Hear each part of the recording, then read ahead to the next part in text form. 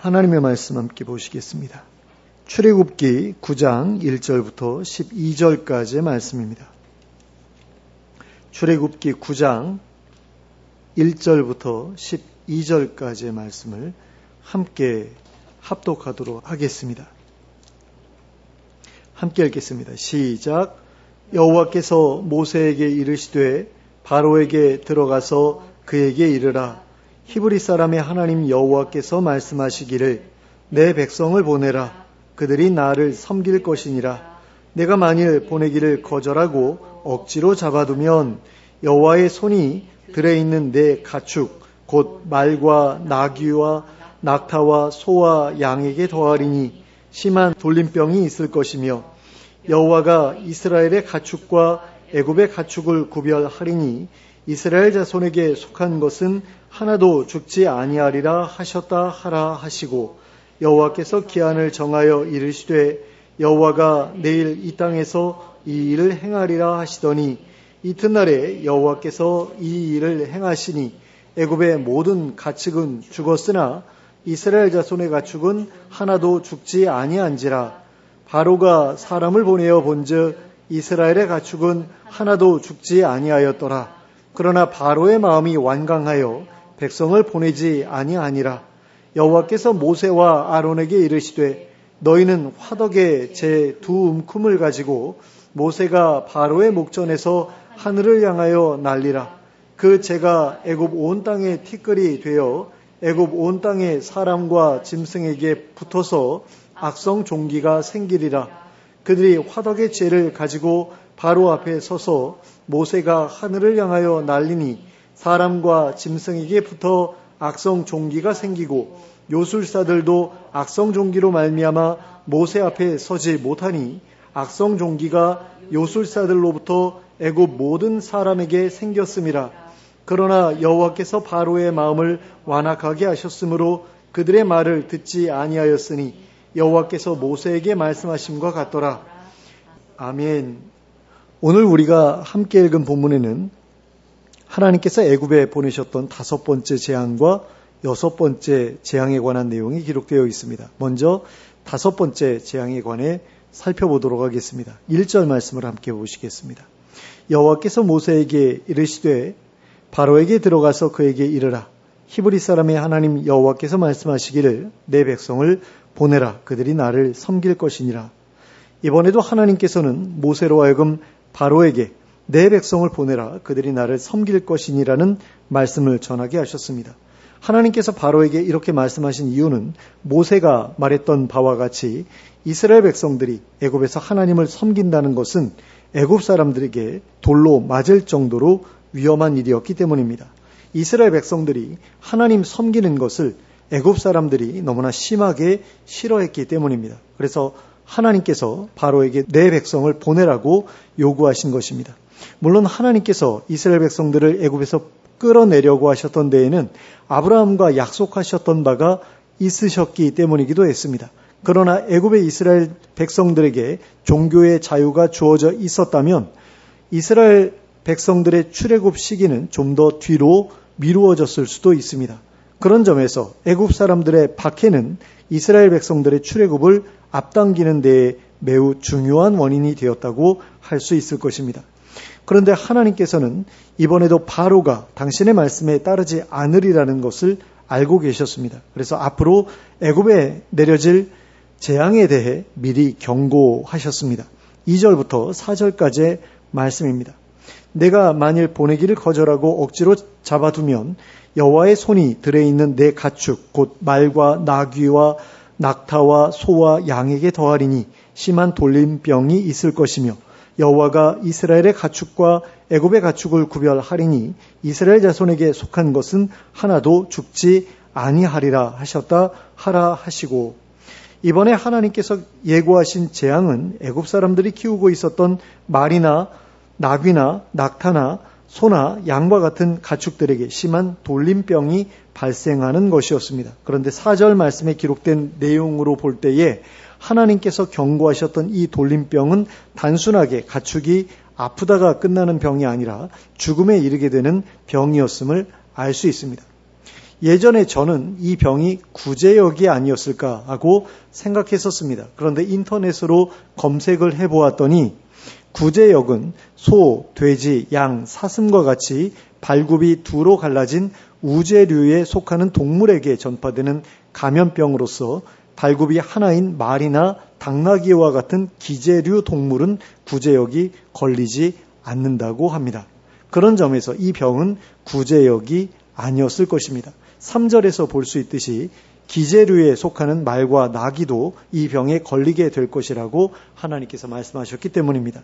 그런데 우리나라에서 법정 가축 전염병으로 정해놓은 질병들을 살펴보면 특정 가축 사이에서만 전염되는 질병들이 대부분입니다. 그러니까 돼지 사이에서만 도는 그런 질병이나 아니면 새들 사이에서만 도는 질병이나 이런 질병들이 대부분이지 이렇게 대규모로 퍼지는 그런 질병은 거의 없는 것을 볼 수 있었습니다. 게다가 구제역만큼 다양한 가축들에게 전염되는 질병도 없었습니다. 그래서 우리는 이 질병이 도대체 어떤 종류의 전염병이었는지 알 수 없습니다. 분명한 것은 이 심한 돌림병이 구제역보다 전염 대상의 범위가 더 넓었고 더 강력한 치사율을 가지고 있었다는 것뿐입니다. 그런데 여기에서 놀라운 것은 그 전염병이 이스라엘 백성들의 가축들은 죽이지 않고 오직 애굽 사람들의 가축들만 죽일 것이라고 하셨다는 것입니다. 하나님께서는 이스라엘 백성의 가축들과 애굽 사람의 가축들을 그런 식으로 구별하겠다고 하셨습니다. 그런데 이때 하나님께서 말씀하셨던 것은 이스라엘 백성들의 가축들이 이 전염병에 걸리지 않게 하겠다고 하신 것이 아니었습니다. 이스라엘 백성들의 가축들은 이 전염병으로 죽지 않게 하겠다고 하신 것이었습니다. 그런 점에서 이스라엘 백성들의 가축들이 이 전염병에 하나도 걸리지 않았던 것인지 아니면 애굽 사람들의 가축들과 똑같이 이 전염병에 걸렸는데도 이스라엘 백성들의 가축들만 죽지 않고 살아남았던 것인지는 정확하게 파악할 수 없습니다. 7절에 기록된 것처럼 바로가 사람을 보내어 이스라엘 백성들의 가축들을 살펴보았을 때에도 이 전염병에 걸렸는지 아니면 걸리지 않았는지를 확인했던 게 아니라 이 전염병으로 죽은 가축들이 있었는지를 확인했기 때문입니다. 어쨌거나 하나님께서는 이스라엘 백성들의 가축들이 이 전염병으로 죽지 않게 하실 것이라고 하셨습니다. 그리고 그 약속대로 행하셨습니다. 5절부터 7절까지의 말씀입니다. 여호와께서 기한을 정하여 이르시되 여호와가 내일 이 땅에서 이 일을 행하리라 하시더니 이튿날에 여호와께서 이 일을 행하시니 애굽의 모든 가축은 죽었으나 이스라엘 자손의 가축은 하나도 죽지 아니한지라. 바로가 사람을 보내어 본즉 이스라엘의 가축은 하나도 죽지 아니하였더라. 그러나 바로의 마음이 완강하여 백성을 보내지 아니하니라. 여기에서 볼 수 있듯이 이 일은 단 하루 사이에 일어난 일이었습니다. 내일 이 땅에서 이 일을 행하리라고 말씀하셨는데 바로 그 이튿날에 이 말씀대로 애굽의 모든 가축이 죽었던 겁니다. 하지만 이스라엘 자손의 가축은 하나도 죽지 않았습니다. 바로가 사람을 보내어 확인해 본 바가 그랬습니다. 그러니 이 일은 하나님께서 행하신 일임에 틀림이 없었습니다. 그러나 바로는 이 일에 대해 전해 듣고서도 하나님의 말씀대로 행하지 않았습니다. 바로가 이렇게 행할 수 있었던 이유는 가축의 죽음이 자신의 일상생활에 직접적인 타격을 입히지 않았기 때문이었을 것입니다. 물에서 개구리가 올라오게 하셨을 때에나 파리떼를 보내셨을 때에는 바로를 비롯해서 애굽의 모든 사람들이 그 개구리와 파리 때문에 밥을 먹거나 잠자리에 눕는 것조차도 힘들어했습니다.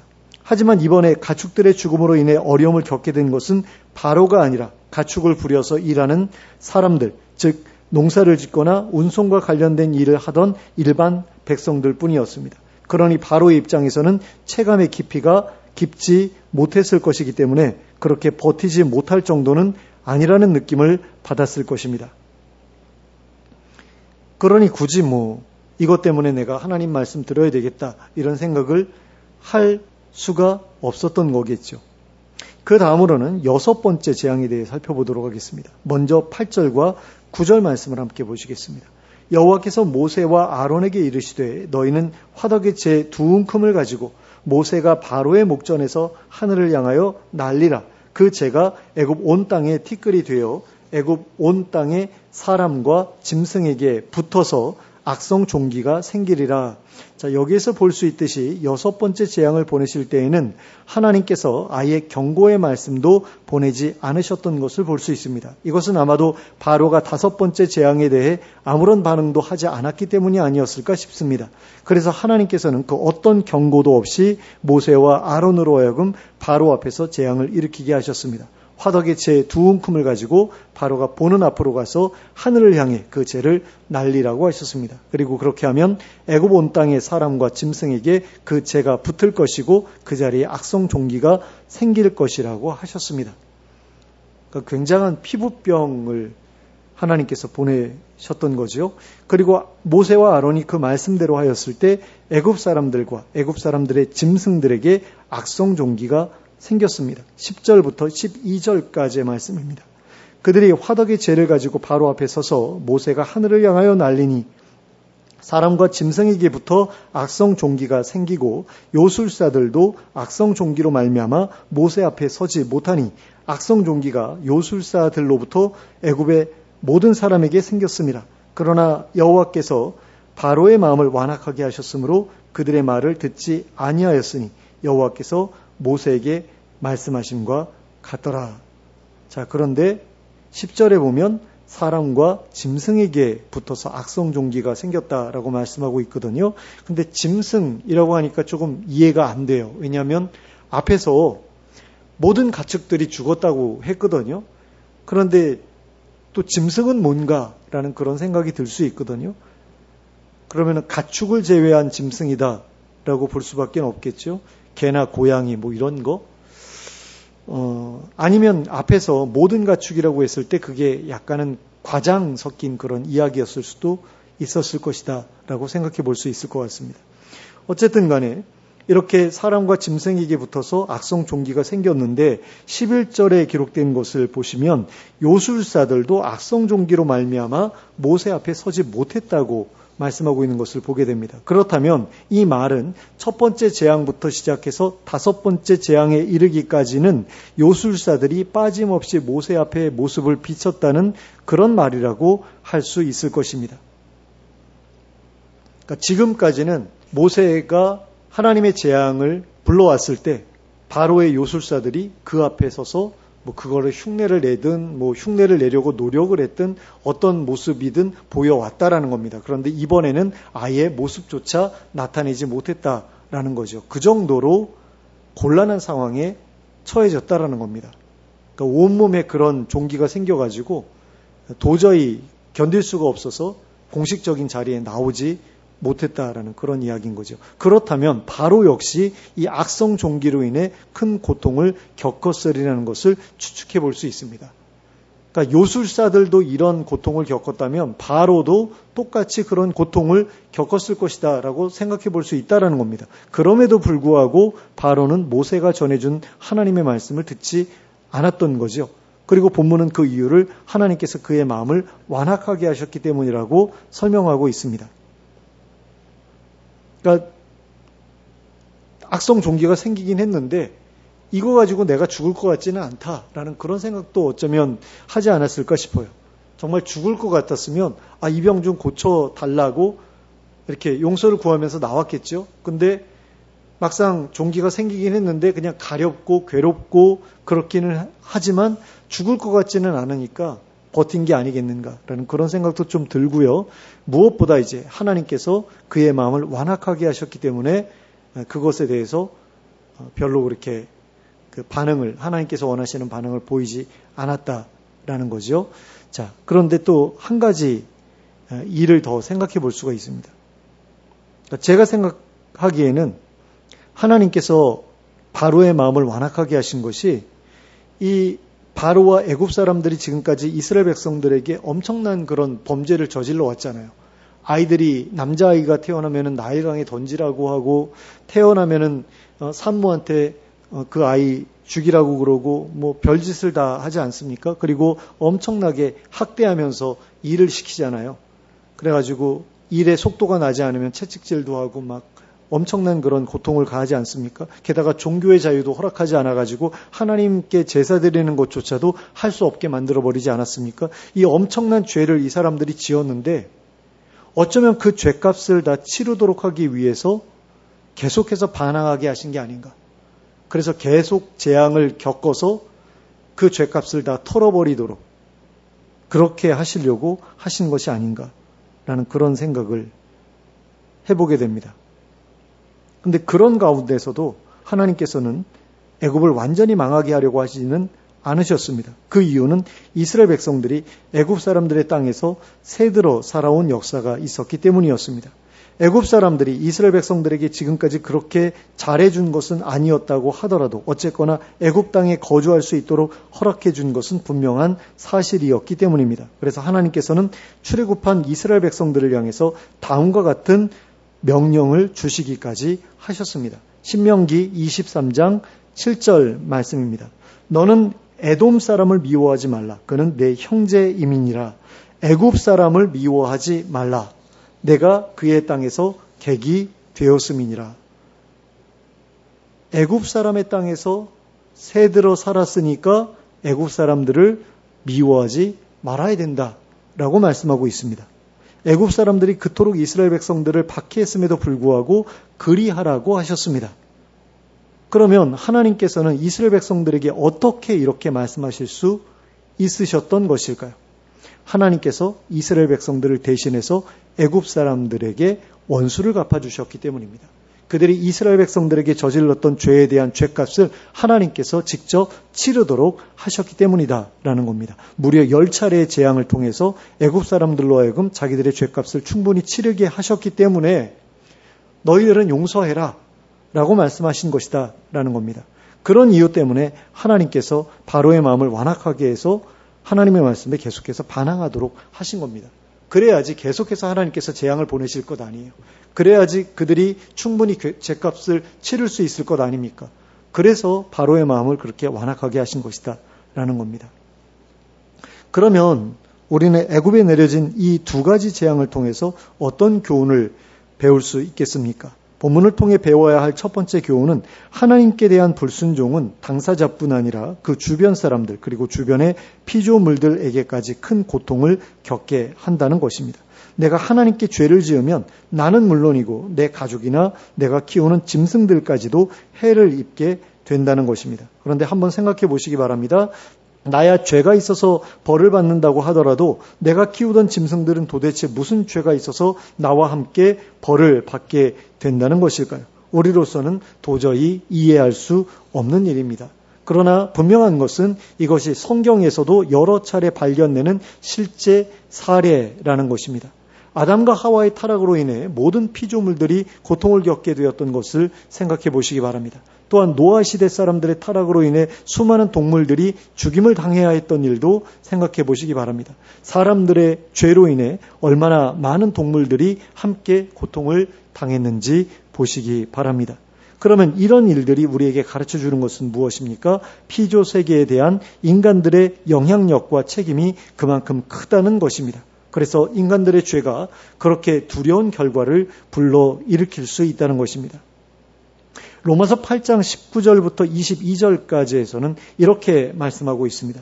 피조물이 고대하는 바는 하나님의 아들들이 나타나는 것이니 피조물이 허무한 데 굴복하는 것은 자기 뜻이 아니요 오직 굴복하게 하시는 이로 말미암음이라.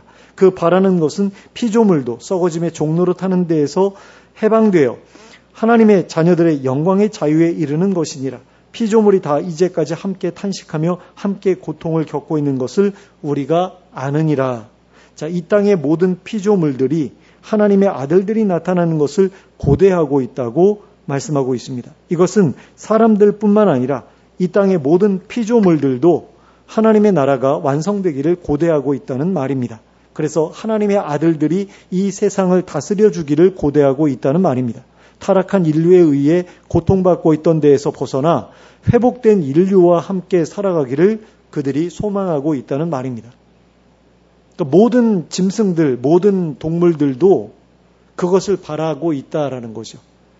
모든 동물들도 이 세상에서 살아가는 것을 고통으로 여기고 있고 그런 고통이 없는 그런 새로운 세상을 그들도 바라고 있다는 겁니다. 우리만큼 이성이 뛰어나지는 않지만 그들에게도 그런 마음이 있다라는 거죠. 그런데 이 말씀에서 볼 수 있듯이 우리의 죄는 우리 자신에게만 고통을 가져오는 것이 아니라는 겁니다. 우리의 죄는 우리 주변의 모든 피조물에게까지 고통을 가져다 준다는 것입니다. 우리는 그 사실을 결코 가볍게 여기지 말아야 합니다. 우리의 어떤 행동들로 인해 다른 피조물들이 고통을 겪고 있다면 그것은 우리가 하나님의 백성답게 살아가고 있지 못하다는 이야기이기 때문입니다. 그리고 하나님께서는 그 일에 대해 반드시 우리에게 책임을 물으실 것이기 때문입니다. 저는 가끔 유튜브나 텔레비전에서 동물들이 인간들의 그 범죄로 인해서 고통당하는 그런 모습들을 보게 될 때가 있습니다. 여러분들도 마찬가지겠죠. 그래가지고 사람들이 이 그물을 막 바다에다 버리잖아요. 그러니까 그 어부들이 사용하던 그물을 폐기물로 처리를 하면 몇십만 원이 들어간대요. 근데 그냥 바다에다가 칼로 끊어가지고 바다에다 던져버리면 돈이 전혀 안 들잖아요. 근데 어떤 때에는 고기 잡으러 갔다가 공치고 돌아오는 날도 있는데, 근데 그 하루 동안 그렇게 힘써서 그 그물질을 해가지고 고기를 잡아야지 벌 수 있는 그 돈을 그물 버리는 데 써야 된다라고 했을 때 아까워서 못하는 거죠. 그래가지고 그냥 폐기할 그물은 그냥 바다에다 던져버리는데, 그렇게 되면 거기에 온갖 동물들이 걸려가지고 보니까 거북이도 걸려가지고 거기서 벗어나지 못하고 그런 모습들 많이 나오더라고요. 그러니까 이런 것이 우리 인간들의 죄로 인해서 피조물들이, 다른 피조물들이 고통당하는 것 아닙니까? 근데 그런 것에 대해서 나중에 우리 인류가 죄값을 치르게 된다라는 거죠. 그러니까 그런 부분에 대해서 우리가 절대로 가볍게 여겨서는 안 되는데, 그걸 너무나 가볍게 여기면서 살아가고 있다가 지금 기후위기 같은 것도 결국에는 우리의 범죄로 인해서 찾아온 것 아닙니까? 그런 부분들을 우리가 생각하면서 살아야 된다는 거죠. 우리가 정말로 하나님 나라를 소망하는 사람이라면 그런 부분들까지도 생각하면서 살아가야 된다는 겁니다. 자, 본문을 통해 배울 수 있는 두 번째 교훈은 하나님에 대한 불순종은 결국 그 당사자의 고통으로 귀결된다라는 것입니다. 죄를 짓고 있는 당사자는 죄를 짓고 있는 그 상황 속에 있을 때에는 별다른 고통을 겪지 않습니다. 내가 죄를 지을 때 그 죄 짓는 것 때문에 내가 고통을 당한다? 그럼 죄를 짓지 않지요. 죄를 지을 때 왜 죄를 짓습니까, 우리가? 그 죄가 나한테 뭔가 이득을 가져다 주기 때문이죠. 불륜을 저지르는 사람들은 왜 불륜을 저지릅니까? 그 불륜을 저지르는 동안은 굉장히 짜릿하고 즐겁잖아요. 그러니까 불륜을 저지르는 것 아니겠어요? 내가 누군가를 때릴 때에 폭력을 휘두를 때 왜 폭력을 휘두르는 거죠? 그렇게 하면 내 분노가 어느 정도 해소가 되잖아요. 근데 그렇게 내가 죄를 짓고 있는 동안에 나 자신은 별로 힘들지 않다라는 거죠. 내가 괴롭히고 있는, 내가 죄를 지음으로 말미암아 그 죄를 뒤집어 쓰고 있는 그런 사람들이 고통을 겪는 거지, 죄를 짓는 당사자는 별로 고통을 겪지 않거든요. 내가 만일 죄를 짓는데 그 죄 짓는 동안에도 막 너무 고통스럽다, 그러면 그 죄를 사람들이 잘 안 짓겠죠. 그래서 죄를 지을 때에는 당사자가 아니라 그 주변 사람들이 고통을 겪는다라는 겁니다. 그런데 시간이 지나게 되면 그 고통은 죄를 짓는 당사자에게로 돌아오게 되어 있다라는 것입니다. 그리고 그 일은 절대로 피할 수 없는 일이다라는 거죠. 왜 그렇습니까? 하나님께서 그렇게 정해 놓으셨기 때문입니다.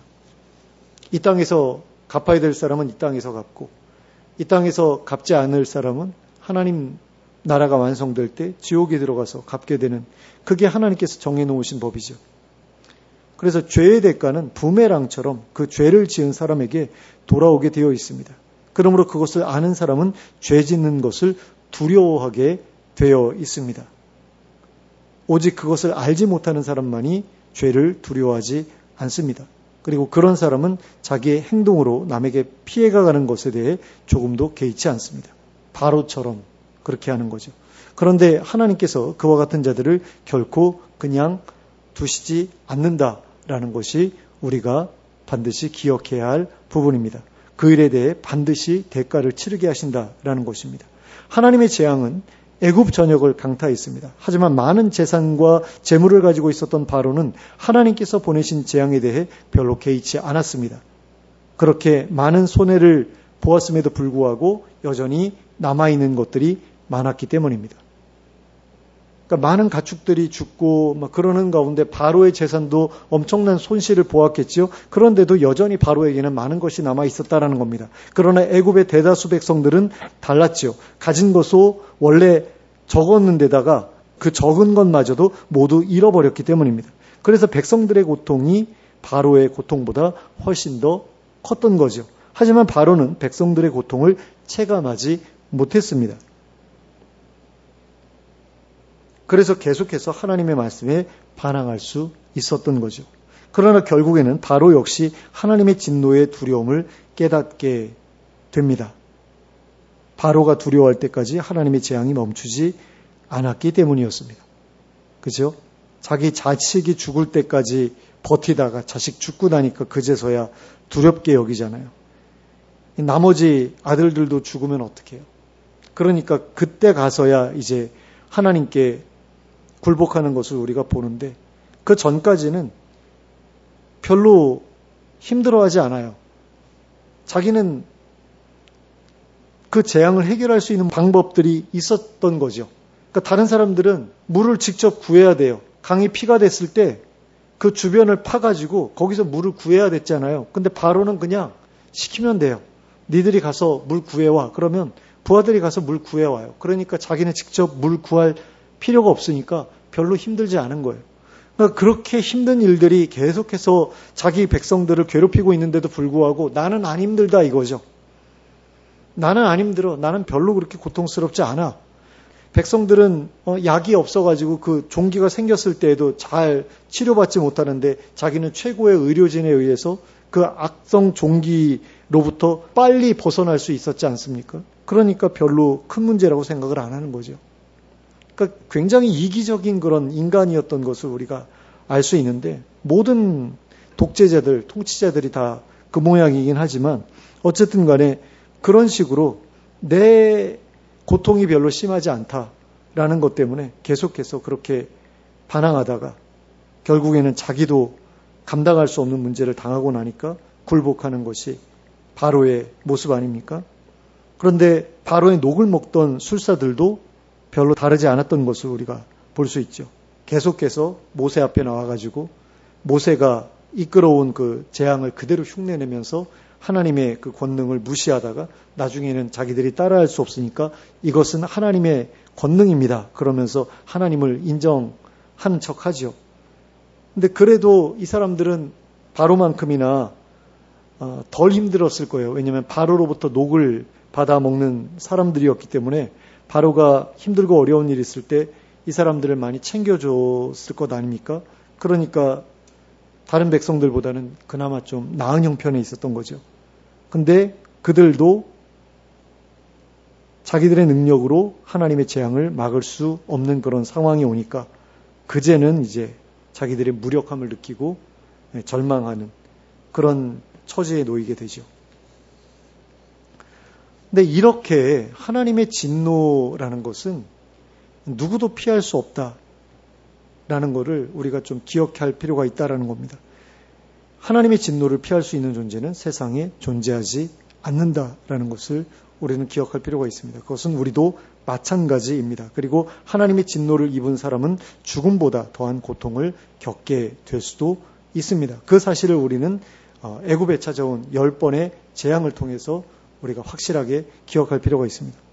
그러므로 우리가 하나님 앞에서 취해야 될 태도는 오직 겸손함 뿐이라고 할 수 있겠습니다. 하나님께 굴복하고 그분의 뜻을 좇아 살아가는 것, 그것만이 우리가 하나님 앞에서 취해야 할 태도이고 그것이 바로 지혜라는 것이라고 할 수 있습니다. 그런데 바로는 그 지혜가 없어서 계속해서 하나님께 반항하다가 점점 더 무서운 재앙을 맞이하였습니다. 그 지혜를 얻을 때까지 재앙이 멈추지 않았기 때문입니다. 그러므로 우리는 결코 그와 같이 어리석은 죄 가운데 거하지 않을 수 있기를 바랍니다. 하나님께 매맞지 않아도 순종하며 살아가는 지혜가 우리에게 있기를 원합니다. 그리하여 우리의 평생이 하나님의 징계가 아니라 하나님의 인도와 보호와 공급하심 가운데 늘 평온할 수 있게 되기를 예수 그리스도의 이름으로 축원합니다. 함께 기도하겠습니다. 사랑과 은혜가 풍성하신 하나님 아버지, 저희로 하여금 하나님 앞에서 겸손한 자들이 되게 해 주시기 원합니다. 하나님 앞에서 저희의 신분과 본분을 잊지 않을 수 있게 해주시길 원합니다. 저희로 하여금 저희가 하나님의 피조물이라는 사실을 잊지 않게 해주시고 다른 피조물들보다 하나님 앞에서 더 큰 영향력과 책임을 맡은 존재라는 것을 잊지 않게 해 주시옵소서. 그리하여 늘 하나님의 뜻을 좇아 살아가게 하시고 우리의 죄로 인해 우리의 주변 사람들이나 피조물들이 고통을 겪는 일이 없게 하여 주시옵소서. 그리고 늘 의로운 길을 좇아 살아가는 가운데 하나님의 징계와 상관없이 살아가는 것은 물론이고 하나님의 인도와 보호와 공급하심만을 늘 누리며 살아가게 하여 주시옵소서. 예수 그리스도의 이름으로 기도하였습니다. 아멘.